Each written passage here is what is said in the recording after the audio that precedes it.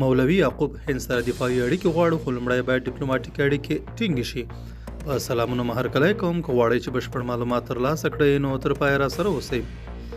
د طالبانو د حکومت د دفاع وزیر مولوي یعقوب ویلي دوی له هند سره د دفاعي اړیکو بیا ټینګولو کې هیڅ ستونزه نه لري، خو ټینګار کړی چې لومړی باید د دواړو هیوادونو ترمنځ ډیپلوماټیکي اړیکې بیرته عادي شي. نوموړي د نیوز 13 په نامه له یوه هندي تلویزیون سره په مرکه کې ویلي که د دواړو حکومتونو ترمنځ اړیکې عادي کېږي نو طالبان دې ته هم چمتو دي چې د افغانستان امنیتي ځواکونو روزنې لپاره هند ته ولیږي.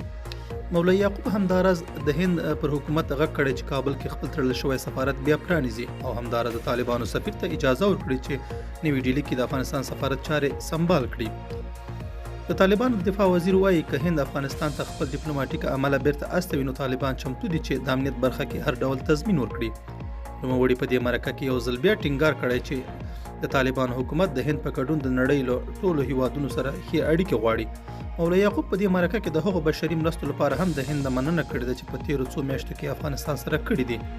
د یادولو ده چې پر افغانستان د طالبانو تر ولکې وروسته هند د نړۍ ګڼو نورو هیوادونو په څیر په کابل کې خپل سفارت تړلی او له طالبانو سره هیڅ ډول ډیپلوماټیکي اړیکې نه لري.